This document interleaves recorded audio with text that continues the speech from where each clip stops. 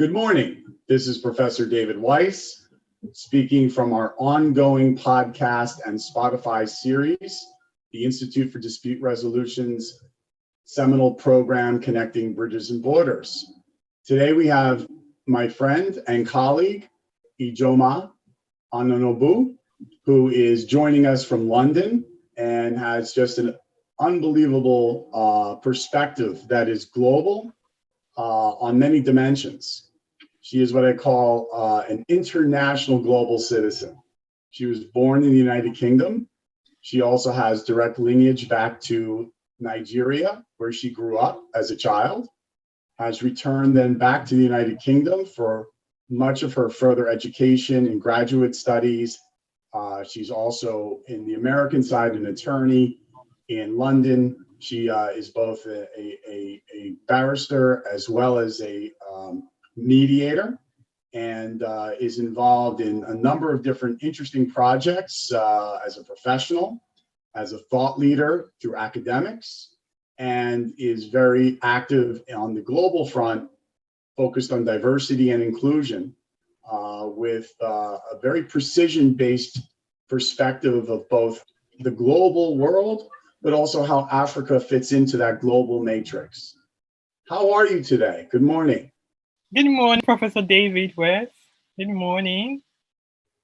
So tell me a little bit about yourself and our audience so we have an understanding of some of the depth of who you are, and then what are your passions?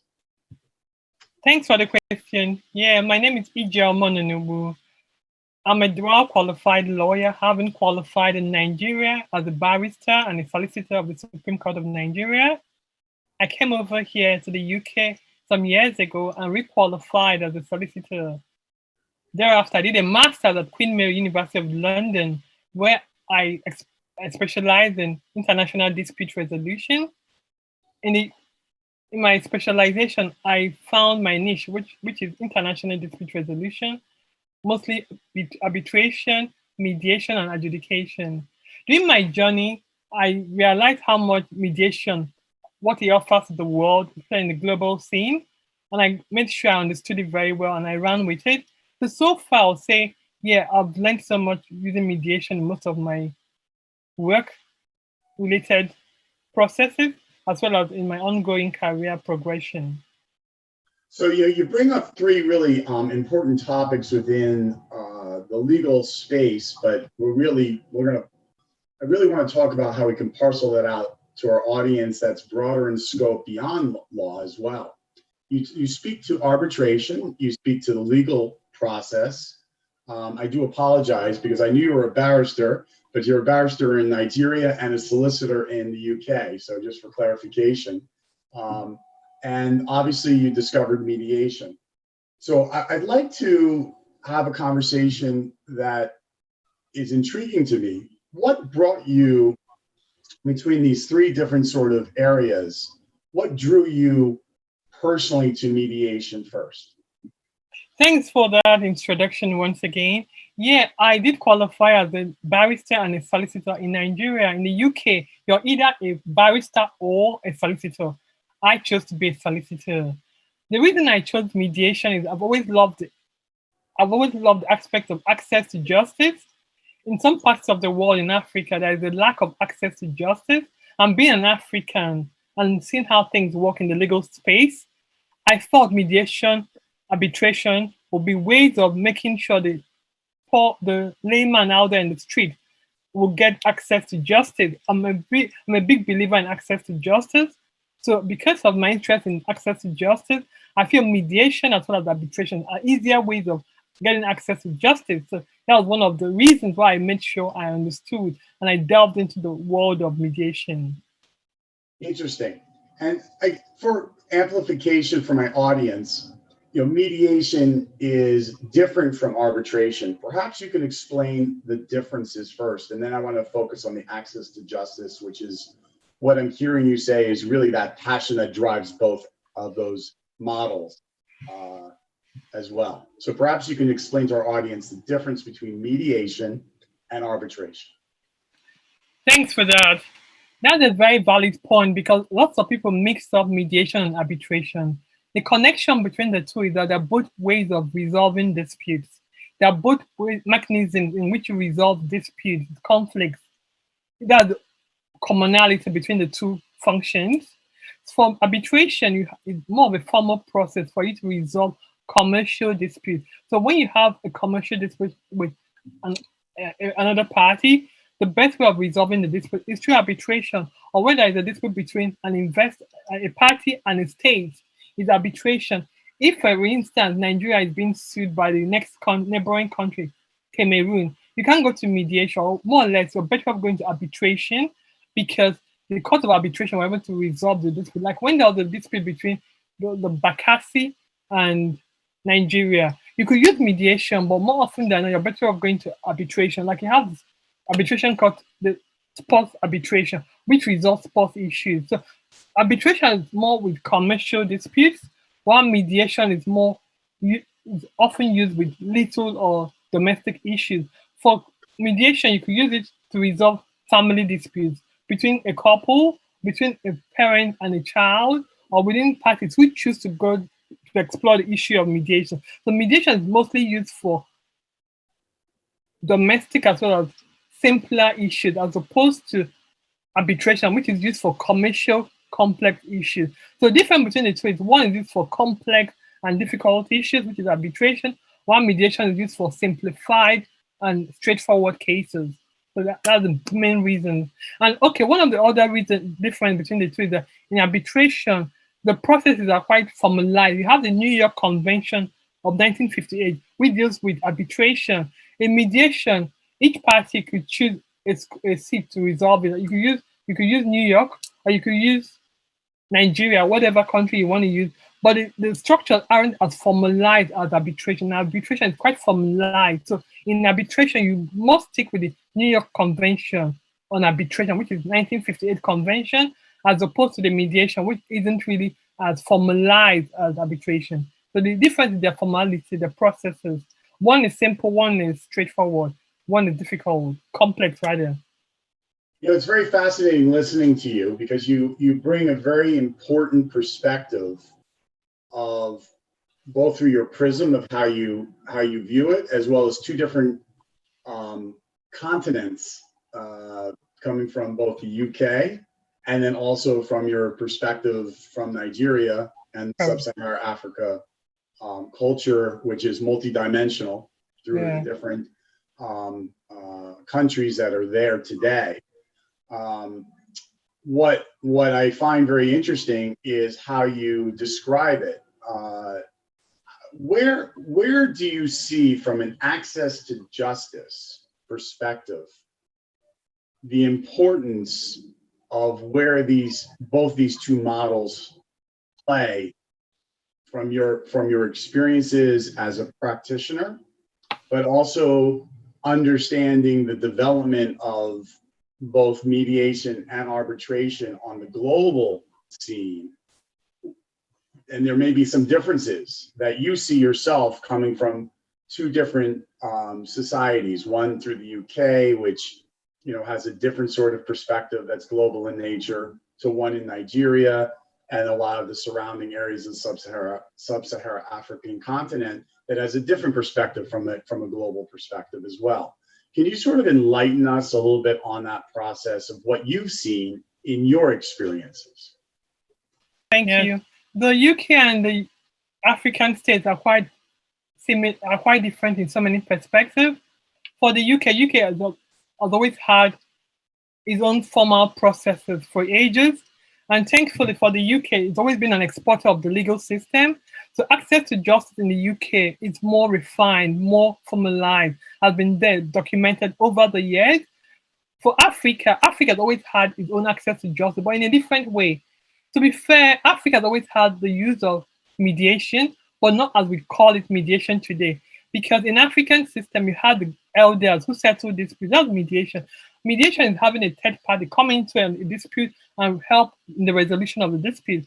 African system, both from Nigeria to South Africa to Mali to Egypt, because let's remember, Africa has got 54 countries within the continent of Africa. They're not talking about one country, we're talking about 54 different people, different cultures, with different mindset, different way of doing things. So these 54 states have always resolved their disputes through mediation. But it wasn't called mediation, it was called different things. Like in my culture, I'm from the Igbo tribe in Nigeria, we call it Idinudo. Idinudo is a way of resolving disputes. So Africa has always had the mediation as its own benchmark in resolving disputes, but he never called it mediation. Rather, he called it a different name, 54 or more 100 different names. Because remember, within each country, you have more or less like 20 ethnic groups or 200 ethnic groups. In Nigeria, for example, it's one entity, but it's got 200 different ethnic groups within the same country. So you can imagine having Nigeria, having Ghana, which probably have 20 ethnic groups, or Ivory Coast, or Malta, or or Mauritania, or different countries, all within the space of Africa. We're talking about over 500 ethnic groups with different ways of resolving this. But one commonality within this group is the fact they resolve this through their elders. The elders played a very huge point in the resolution of dispute. How did the elders play the point and how do the elders come into this? The elders come into this path by having an elderly male or a female resolve the dispute. In the pre-colonial days, an elderly man who is normally the head of the family will be the one to resolve dispute between parties when there is a conflict or a dispute on a matter. They'll sit together in the front of his house, all seated together, and he now hears both sides differently, just like we have today in mediation. He hears each side's story, and after that, he gives his own verdict. His verdict is taken as the answer, the response, the valid response to the issues. If for any reason the response is seen as going against human reasoning, the community will rise against it. But I also have to add to it, in some instances, women played a part. There are women who are seen as vicious, as strong women who held authority within the African system. Like in the up north, we had Amina of Kano, who did a lot of wonderful things. She was also a woman that was reckoned up north in Africa, in Nigeria. Women like that held their place. They are the ones that resolved disputes. So it wasn't just alone. It wasn't just the men resolving disputes, rather men and women resolving disputes. But men and women who held positions in the community were the ones who resolved the dispute. So mediation has been part of it in African society right for the ages, even before the colonial time. So it's been part and parcel of the African heritage, African living. To address the issue of where I see today, the world has evolved. I'm also one of the advocates of online dispute resolution. Online dispute resolution is the ability to resolve disputes using online facilities like the telephone, the fax, the Zoom, and all that. Having to fast forward a little bit, COVID-19 has actually shown us the possibilities with online dispute resolution. Prior to now, the people had their reservations about resolving disputes through online means, but mediation is one of the areas which has shown that you can resolve disputes using online facilities. E-mediation is becoming very pronounced in the Western world. Even Africa has been considering all these options because the world we live now is in a digital world. I'm having to communicate to my friends through Zoom and all that. It's a norm now in life. Everyone knows about the online space. So therefore, mediation as well as arbitration are considered ways of resolving this in today's world, in 21st century, given where we are today. More importantly, with COVID now, the reason, the importance of highlighting the essence of ODR, online dispute resolution, is quite pronounced and quite fundamental because right now it's quite challenging for someone to travel to possibly one of the locked countries. Maybe I could use an example. I know a country like Netherlands is on lockdown now. Traveling to Netherlands for a mediation would practically be impossible because the airspace is more or less cut off, has been suspended. So therefore, it's a lot easier for you to resolve this dispute you have in a mediation through online means. So therefore, I'm also trying to explain that mediation as well as arbitration are considering the platform, the online platform, to resolve disputes. And that's where we are today in the 21st century in 2020. And Africa is also buying into it. Africa is expanding because countries like Ghana, South Africa, and Nigeria are also exploring ways of resolving disputes online. The good thing about the African continent when it comes to technology is that Africa is able to leapfrog as opposed to go through the process that the Western world has gone through. Africa is able to bypass all this short change, all these short corners, because she's able to look at what has succeeded in the Western world and what could could be successful on the African space. So Africa is able to leapfrog in so many ways going forward. Using this concept of leapfrogging and also the historical context that you provided about how conflict resolution has been there for probably thousands of years in different stratums and structures, both between the elder men and women. Do you find that it's then, because of that leapfrog comment that you made, that the online dispute resolution process is taking fold, not because it's being adopted in a Western process, but rather because of the online dispute technology, it can be more comfortable in shaping it as what African culture from a conflict resolution is more familiar with? I have to also remind you of Kenya and Uganda, mostly Kenya and Uganda. Yeah, these two countries have actually imbibed the use of mobile technology when it comes to financial stuff. The M-Pesa, which is well known in Kenya right now, is used to connect people financially. You're able to send money through using the app M-Pesa. M-Pesa has been so successful that they've actually exported the idea to Brazil. A couple of other countries globally are trying to use M-Pesa. Why? Well, it wasn't used in the Western world. Why was it successful in Africa? Because the producers of the system realized the advantage of Africa and being able to leapfrog. Africa didn't have, when I say Africa, I'm talking about in this context now, Kenya. Kenya didn't have to go through the process of the Western world. Rather, she found ways that are adaptable to her system, to her environment, and use M-Pesa to get what she wants. And today, it's a huge success. You can transfer money from one person to the other using your telephone, within your mobile phone, even though you don't have data, you don't even have credit. It's been organized in such a way that it's very amenable to the system. So the point remains that, is Africa able to leapfrog ODI? Definitely yes, it's able to leapfrog. Will it take time? No, I don't think so. They're on the part of it, they're part of progress. And I believe in a couple of years, it will be a huge success on the African continent. Well, let's stay with this conversation because it's very fascinating for me, and I believe for much of my audience that follows how the integration of many different models on the international scene that have a Western, and especially an American influenced through our development of mediation in business. It appears from what you're saying, if I'm hearing you correctly, that because of that embedded culture of conflict resolution, that Africa and African nation states, and even just on a societal level, so transcending nation states within Africa, that they're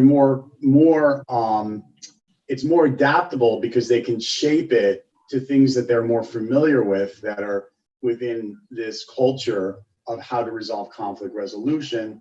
Well, a lot of us who are in other parts of societies and cultures call it mediation, but are using that word in a way that is perhaps slightly different from the cultures that we come from. And that may be one of the reasons in translation, sometimes in the way we build treaties, the way that we build framework, and then try to do good, but come within the culture of Africa to help and enhance conflict resolution, there's a disconnect sometimes. Would you explain that? Yeah, it goes back to the historical element of the mediation on the continent, because mediation, as I said to you, is a new term on the continent in the sense that it's always been existed. It always existed in Africa. We've always used mediation as a means of resolving dispute. So that the disconnection there isn't as much as, I'll call it a disconnection, rather is relational, is more relationship, in the sense that it's been, the Western way of using mediation has been now connected to the African way. So it's been made together to call it what it is today on the African continent, because still, in some cases, the elder will have to resolve the dispute. The dispute wouldn't have to go to a mediation tribunal. I mean, the mediation hearing, rather, is resolved within the family within the community because they rather stick with what they are used to. So they rather use that as a form of resolving the dispute as opposed to coming to the to the received way of resolving disputes. So the received way of resolving disputes using mediation is still there. It plays a huge point, but the traditional means is also there, which is also being used by a lot of people to resolve a dispute. So has it made any difference? Not really, because in some instances, people rather stick with what they are used to, which is the traditional means of resolving disputes, which is the traditional way of mediation. And in some instances, they will go to the received way of resolving this using the mediation as we know it in the West today. So there isn't any disconnection, rather there's two separate elements, two separate ways, two separate mechanisms of resolving disputes. That's very interesting that you sort of put it in that perspective. So is that why you believe that online dispute resolution creates an opportunity for the African continent with its different stratums and the things that you have highlighted historically as well? Is that why online dispute resolution is a more flexible framework for Africa not only to utilize in what the Western or other parts of the world, even on the Eastern side of the world, sort of calls mediation, but yet from the way that we sort of approach it, online dispute resolution gives some flexibility in the conflict resolution of what they're used to, so to speak, using your quotes, and therefore they can actually shape it to something that is more familiar when you're speaking from an African perspective, both internally and externally out to the world. Yeah, the reason why I actually did say that ODR will be successful on the continent are for three main reasons. Africa, we've got the numbers there. Africa is a continent of over 2 billion people. So we've got the numbers, and the numbers are mostly youngsters who are very tech interested, tech savvy. They know what's up. They understand the world of technology, the way it works. They understand the digital world so well. So one is the fact that we've got the numbers, and not just the numbers, we've got the youngsters who are keen, who are very pro technology. That's the second one. Thirdly, Africa, as we know, is a very big place. It's a very big continent with diverse and different people. And Africans are looking for ways to connect, come together. ODR offered the opportunity because it cuts across jurisdictions, is cheaper, is faster. Everyone wants to get things done faster. People are keen to help to simplify their world and their lives. Nobody wants anything complex. ODR offered the opportunity. ODR also offered the opportunity that someone in Lagos, Nigeria can actually resolve a dispute with someone in South Africa, Durban. It makes life a lot easier. So Africans are looking for way forward. And way forward is for simplicity, easy access to justice, as well as inexpensive nature. It's inexpensive to a large extent. It's also simpler. It's also cost effective. These are things which Africans are really happy to embrace. So for this reason, I feel ODR will be very successful on the continent. You know, it's interesting because, you know, one of the, you referenced the New York Convention, which is a framework that, as you said, was adopted in the late 1950s and is really a very important foundation for arbitration tribunals, and is a pedestal for global trade, increasing global trade activity, but of course, organically, as you are well aware of through your own experience in education and in the practice field itself, was something that was used by, you know, many large companies, you know, through the 1960s, 1970s. The United States actually adopted and ratified it in 1973. So it took a number of years before this interconnectivity of the arbitration process to be recognized in a cross-border business perspective. What has now taken place is the Singapore Convention on Mediation, which is a, if you will, a parallel example of how to enforce mediation agreements, which are contracts. And even using the ODR system, it's still although it's technology, there's a settlement through a contract process as well. So how would you if many stakeholders around the world that are trying to improve the education and understanding within many African nation states of why they should consider adopting the Singapore International Mediation Convention. Given the context of what you've explained in terms of the culture, starting from that baseline of conflict resolution from an African prism, how would you suggest that that dialogue could take place to educate and inform African nation states of why that particular new convention, which was recently adopted in the last couple of years in Singapore through UNCITRAL processes, eventually through the United Nations, which UNCITRAL, for my audience, is the United Nations International Trade Law Committee.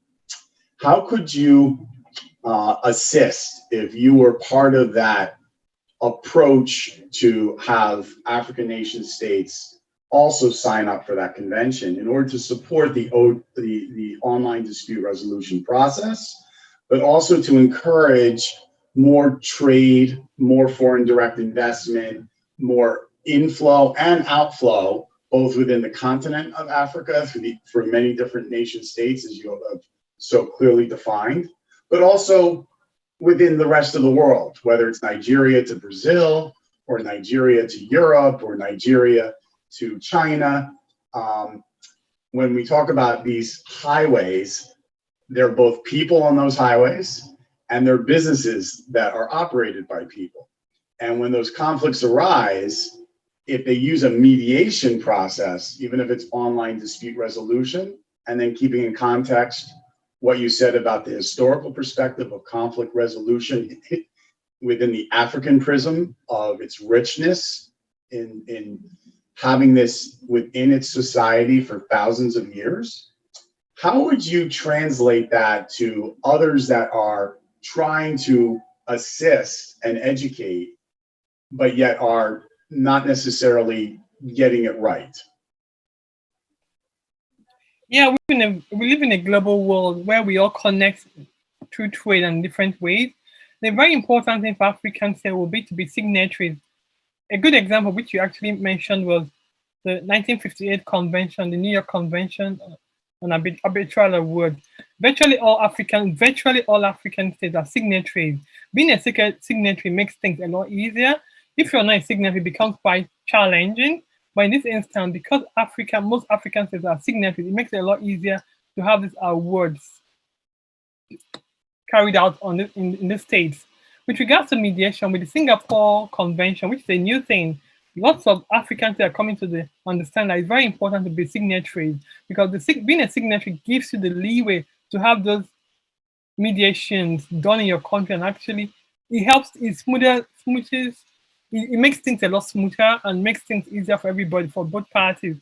So being a signatory is very fundamental. So I would say to the Africans, try and become a signatory, understand and what the convention is all about. We live in a world where people are resolving disputes faster, and mediation makes it a lot easier for you to resolve disputes, conflicts, which is a lot easier as opposed to arbitration. It's easier and straightforward.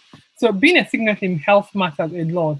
I know Nigeria is a signatory to the Singapore Mediation Convention. So a lot of African states should imbibe what Nigeria has done and become signatories. By being a signatory, you enjoy the benefits of being a signatory state to this convention in the Singaporean Convention. And in doing that, would you look at that opportunity of becoming a signatory to the convention as a means to economic development and growth for not only global trade in terms of all of global trade, but also within the countries that become signatories to that new mediation convention? What's your perspective? What's your opinion on that? My opinion on that, it makes things a lot easier and simpler, because we would live in a world where everybody's trying to live a simple and easier life. No one wants complications and complex issues.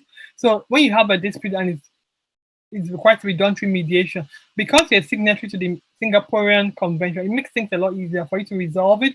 You're not having to dabble into, do I use the Singaporean Convention or do I not? Because you're already a signatory, it makes things easier and quicker, which is what life should be all about.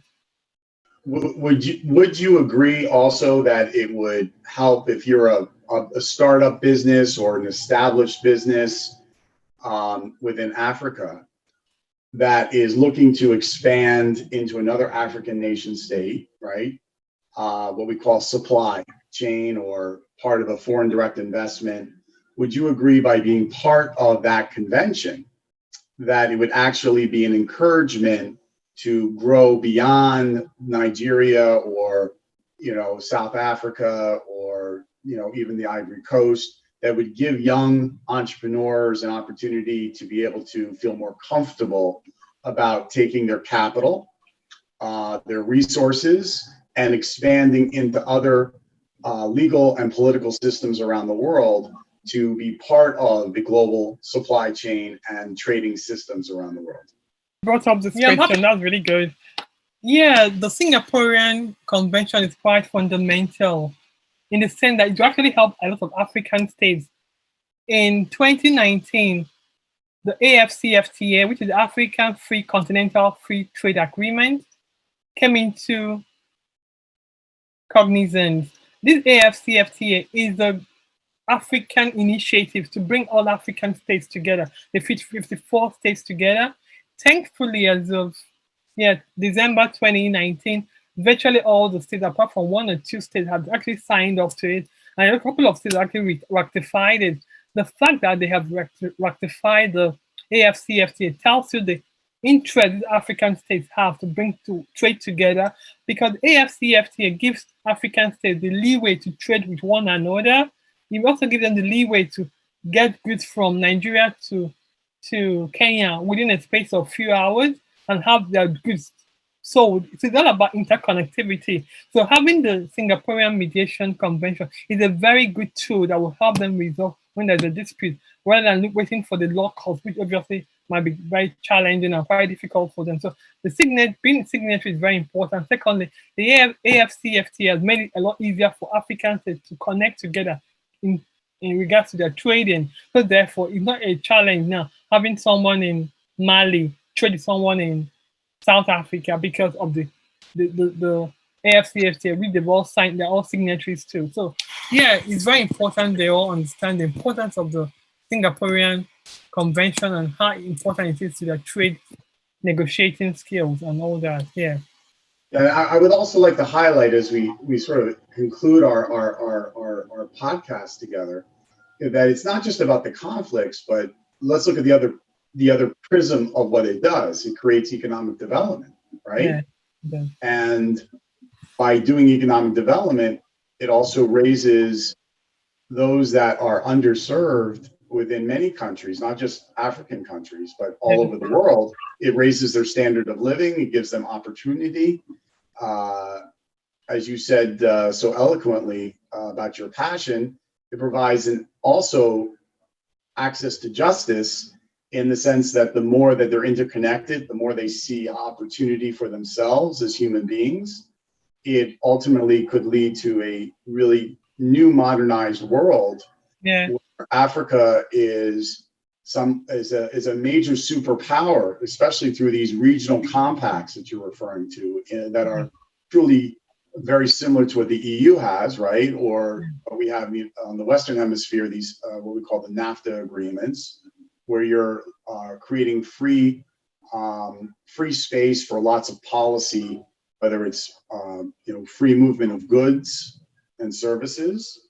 And this particular framework helps amplify that, and also encourages what ultimately will lead to further advancement for all humankind, and really elevating third world and developing countries around the world for new opportunities that perhaps weren't there in the 20th century, but certainly are becoming an opportunity in the 21st century. Thanks to what you also said, helps in that process in technology and online dispute resolution. So what I'm hearing you say is that although we're talking about the conflict story, it's really about the economic development story and Correct. the trading story, and that this convention is a new opportunity to really grow that part of the story. That's right. Right? Because if you can resolve the conflicts, then you can increase economic development, which means you increase trade, you increase resources and movement, and you elevate individuals' opportunities to grow and create ideas and be interconnected. So it's a really fascinating perspective and some insight that I believe this conversation has highlighted. Yeah. I want to thank you so much for being part of this today and joining us. Thank you. And once again, this is Professor David Weiss speaking from the New Jersey City University's Institute for Dispute Resolution and its ongoing Connecting Bridges and Borders program. I bid adieu.